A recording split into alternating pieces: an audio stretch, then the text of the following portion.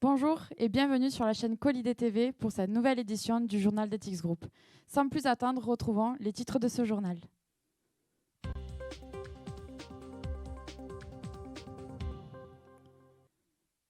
Aujourd'hui, exclusivité et découverte sont de mise.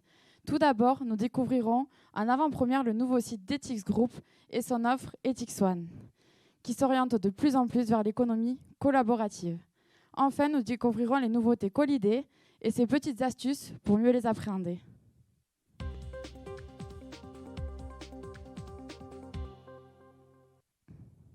Nous avons introduit il y a quelques jours la volonté d'Ethics Group de porter l'économie collaborative à l'échelle des territoires et de nos organisations. Une vision et une stratégie lancée maintenant depuis plus d'1 an et qui se concrétise à travers un nouveau site internet. Nous retrouvons en direct sur le plateau Lison et Clémence pour nous présenter ce site et son ambition. Bonjour Estelle, bonjour Clémence. Donc, comme vient de nous l'introduire Estelle, une toute nouvelle version du site internet d'Ethics Group est désormais en ligne. Donc Clémence, peux-tu nous expliquer quel est l'objectif de cette nouvelle mise à jour ? Alors, depuis le début de la crise, on a tous collectivement réfléchi à une autre façon de positionner notre offre et de la communiquer, de la formaliser. On a tous participé à différents temps de concertation. Il y a eu les temps de développement sur la fin de l'année. Voilà, où on a réfléchi à des sliders. Vraiment, on s'est posé. Donc, il est temps aujourd'hui de le rendre visible. Et quoi de mieux pour le rendre visible que notre site internet qui est notre vitrine. Très bien. Peux-tu nous dire qu'est-ce qui a évolué dans le site ? Quels sont les changements concrets qu'on peut y percevoir ? Alors, comme vous le voyez certainement à l'écran, donc on a principalement travaillé à ce jour-là sur la première page en vulgarisant au maximum nos savoir-faire, donc en les présentant dans des mots qui parlent au plus grand nombre. Donc là, comme vous le voyez, on présente Ethics Group comme un ensemble de savoir-faire multiples au service de la transformation des organisations et des territoires, en indiquant qu'on peut agir sur le management et l'organisation, les ressources humaines, la communication, la concertation, la transformation digitale, la conduite du changement, le coaching et la formation et la stratégie. Donc vraiment, ça c'est pour que ça parle au plus grand nombre. Et puis ensuite, en dessous, on introduit directement notre offre Ethics One, donc on a partagé lors du point .com que Thierry a partagé avec vous, avec nos 6 centres de création de valeur. Donc Ethics One Entreprise, pour le coup, donc toute notre offre à destination des entreprises pour piloter l'organisation, la performance opérationnelle, tout ce qu'on connaît et qu'on peut mettre en œuvre auprès des entreprises. Ethics One Collectivité, donc notre savoir-faire à destination, on va dire plutôt du monde public et des services de l'État, donc tout ce qui touche à la concertation citoyenne. Ethics One Academy, là aussi, on a eu pas mal de temps de concertation sur ces sujets-là pour imaginer notre offre de parcours d'apprentissage vers The Good Company, l'entreprise agile et performante où il fait bon vivre en tant qu'individu ou collectif. Ensuite, on a le centre de création de valeur Ethics One tiers-lieu. Donc à la fois le tiers-lieu, l'Ethics Village à Blagnac et toute notre offre d'ingénierie de tiers-lieu. Vous savez, on en a parlé et on en reparlera encore de toutes ces initiatives que l'on a en ce moment pour faire pousser d'autres Ethics Villages sur nos territoires. Ensuite, donc Ethics One Media, donc là, tout ce qui relève de notre offre en termes de communication au sens large, Colidé TV, voilà, tout ce qu'on a pu faire éclore aussi ces derniers mois.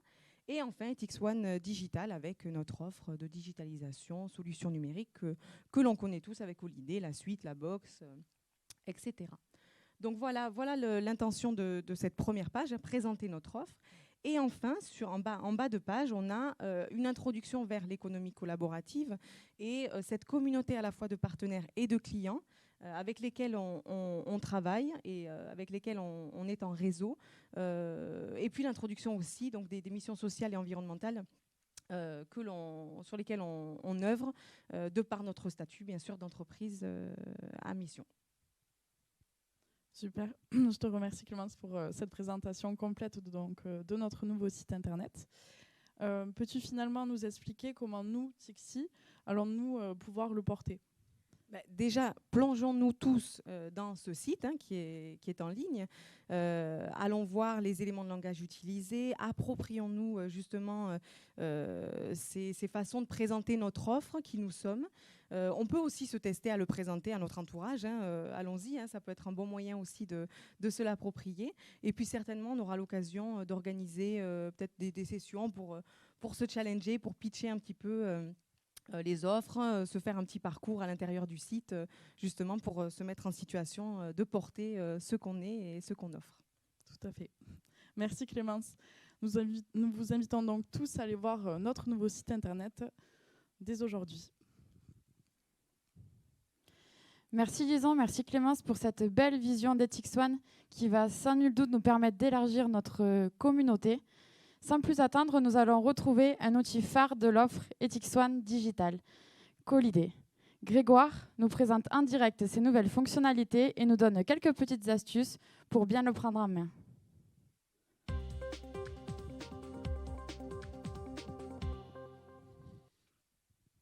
Bonjour Grégoire. Bonjour. Donc tout d'abord, merci d'avoir accepté notre invitation.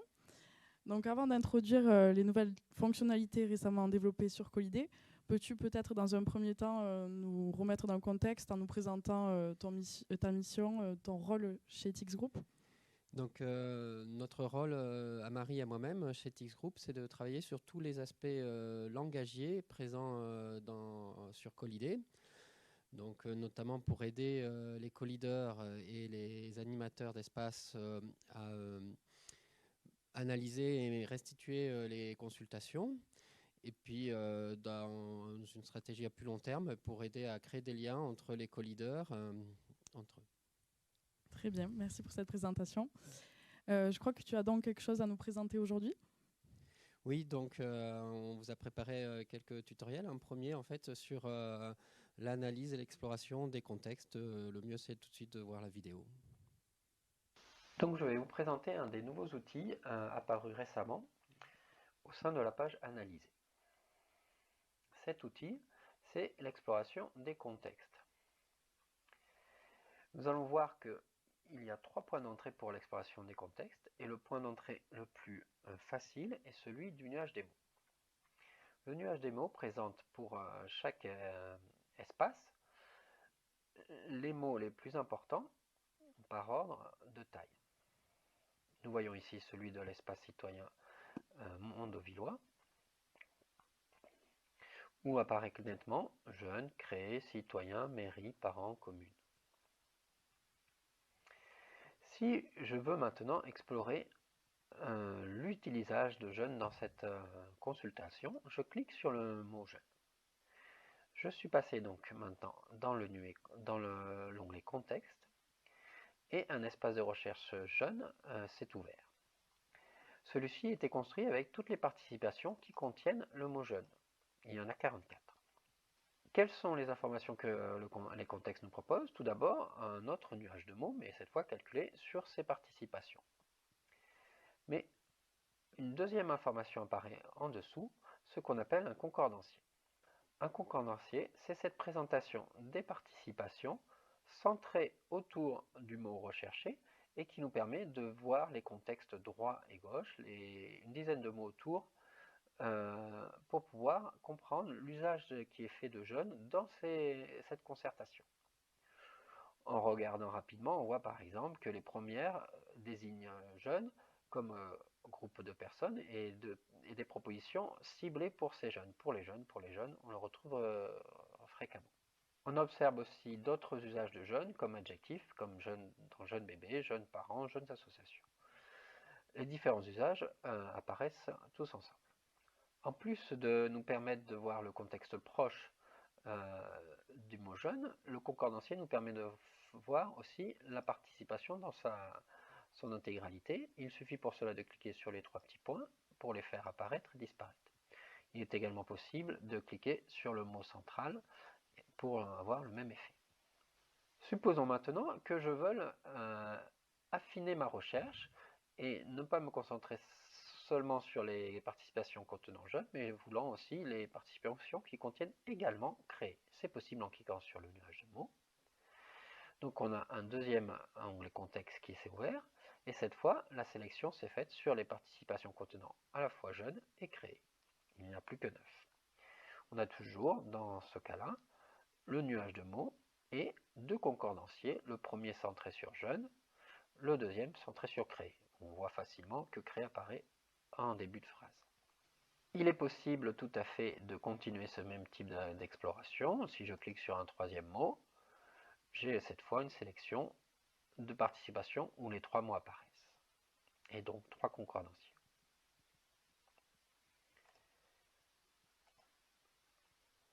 Un second mode d'exploration est possible. Cette fois, au lieu d'affiner progressivement la recherche, on va l'élargir. Ce mode nous est rendu possible par ce petit bouton de changement OU. Quand je l'active et que je clique par exemple encore une fois sur créer, cette fois-ci, ce n'est pas les participations contenant jeune et créé, mais les participations contenant jeune ou créé qui ont été sélectionnées. Donc un plus grand nombre de participations, 75. Toujours, on a un nuage de mots dédié et les concordanciers qui apparaissent. Petite astuce, pour faire apparaître, disparaître rapidement un concordancier, il suffit de cliquer sur la barre de titre. Ce mode OU peut s'appliquer sur une nouvelle recherche, et ici je clique sur vie et j'ai jeune, créé ou vie.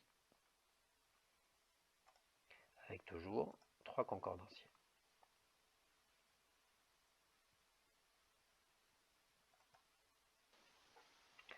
Enfin, un autre mode d'exploration a été mis au point, c'est le mode que nous avons appelé voisinage. Donc si je reviens sur le premier onglet et que j'active ce mode à l'aide de ce bouton-là, je reprends ma recherche de jeunes, et celle-ci, la recherche a été un peu différente.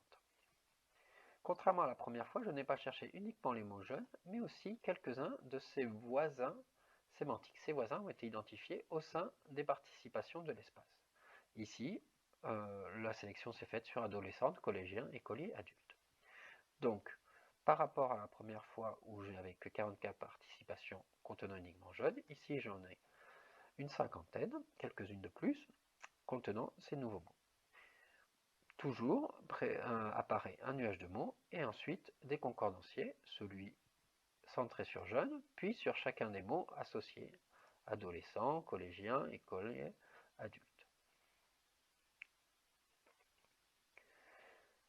Cette recherche faite avec les voisins-nuages peut s'étendre. On peut, comme auparavant, cliquer encore sur le nuage. On choisit le mode qui nous intéresse. Ici, je vais repasser en mode « et ».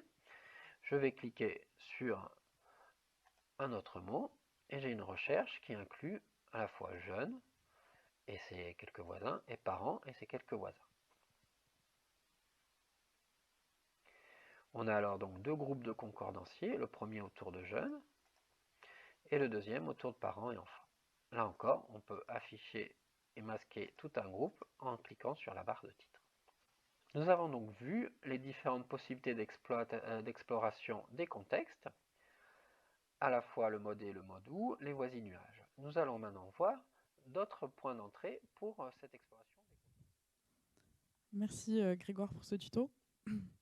De son côté, Marie, qui travaille également donc, avec toi, a elle aussi développé une nouvelle fonctionnalité au sein de Colidé, si je ne me trompe pas. Donc peux-tu peut-être nous en parler aussi ? Oui, effectivement, elle nous a préparé un tutoriel donc, sur un autre aspect complémentaire en fait, qui est l'exploration via les champs lexicaux, et nous allons voir la vidéo tout de suite. Bonjour, je vais vous présenter une nouvelle fonctionnalité d'analyse des concertations qui s'appelle les champs lexicaux. Donc, vous étiez habitué à l'onglet nuage de mots qui donne les mots les plus fréquents d'une concertation. Donc, avec les champs lexicaux, l'objectif c'est de pouvoir visualiser facilement des groupes de mots qui donnent une idée des thématiques qui sont abordées dans la concertation. Donc ici par exemple on est sur l'espace Collider la suite. Donc on voit qu'on a par exemple un groupe ici qui parle de questions de forme, donc avec les mots image, couleur, fond, forme et taille. On a un autre groupe là qui va nous parler des outils de Collider la suite, de leur présentation, de leur organisation. Donc on a sondage, quiz, brainstorming, module, onglet, affichage, page, etc. On a ce groupe-là qui parle plutôt de questions de réflexion, qu'on a réunion, concertation, restitution, analyse, évaluation, etc. Donc on a enfin un autre groupe de mots qui s'appelle le groupe des mots marginaux, donc qui rassemble des mots qui sont importants dans la concertation, qui sont fréquents, mais qui ne font partie d'aucun champ lexical, ou alors qui font partie de tout petits champs lexicaux, mais qu'on a préféré regrouper tous ici. Les champs lexicaux, ils vous donnent déjà cette première visualisation synthétique de la concertation, mais ensuite vous pouvez cliquer sur un groupe pour faire apparaître les mots de ce groupe, leur contexte dans les contributions et les contributions elles-mêmes. Donc, vous pouvez déjà voir le nombre de participations qui contiennent des mots de ce groupe et le nombre total de likes de ces participations. Ensuite, exactement comme dans l'onglet contexte, vous pouvez enrouler ou dérouler un titre. Vous pouvez voir la contribution en entier en passant la souris dessus, donc là vous n'allez pas le voir a priori, ou alors en cliquant dessus. Quand vous cliquez dessus, vous pouvez voir le nombre de likes à droite et vous pouvez l'ouvrir dans un autre onglet avec ce petit bouton à gauche. Vous pouvez également, donc toujours comme dans l'onglet contexte, cliquer sur un mot pour le surligner dans tous les contextes.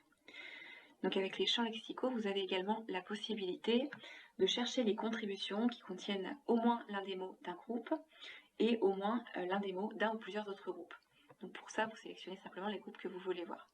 Donc ici, j'ai sélectionné sondage et images. Donc je vais voir les contributions qui contiennent l'un des mots du groupe de sondage et l'un des mots du groupe de images. Par exemple, ici, on a quiz et sondage qui font partie de ce groupe et forme qui fait partie de l'autre groupe, images. Voilà, donc ensuite, en fait, à chaque fois que je clique sur un groupe, que je sélectionne ou que je désélectionne un groupe, ça va me recalculer les contextes des groupes qui sont sélectionnés.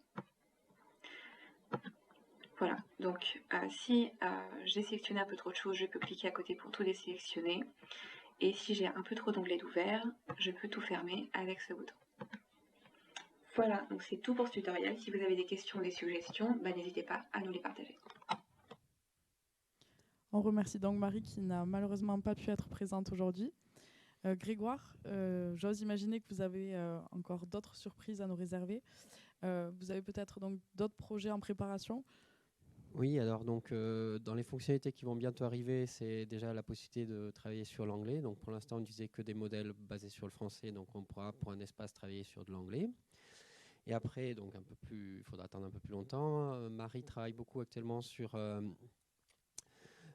calculer des similarités entre les contributions et afin d'essayer de rapprocher le plus les idées, d'abord les idées, puis après peut-être les différentes personnes, les co-leaders entre eux en fonction des idées qu'ils proposent. Et un autre aspect sur lequel on travaille aussi, c'est la possibilité de faire ces analyses sur plusieurs espaces en même temps. Dernier point, j'en profite, on vient de créer une nouvelle thématique sur l'espace Collider, une thématique amélioration de l'analyse sémantique. N'hésitez pas donc de l'utiliser pour faire part de vos retours et de vos suggestions. Voilà. Merci Grégoire, merci à tous les deux. Nous avons donc hâte de découvrir l'ensemble de ces nouvelles fonctionnalités que vous nous réservez. Merci à tous d'avoir participé à ce journal, un journal placé sous le signe du partage, de l'économie collaborative et de la découverte, mais surtout un journal qui nous montre la volonté d'Ethics Group de mobiliser toutes les énergies pour le meilleur. N'hésitez pas à aller faire un tour sur notre site internet ethics-group.com et sur l'application Collider pour appréhender ces nouvelles fonctionnalités. C'est la fin de ce journal. Merci de nous avoir suivis en live sur Collider TV et YouTube. On se retrouve la semaine prochaine pour une nouvelle édition. En attendant, restons connectés par les idées et vivons pleinement en résonance.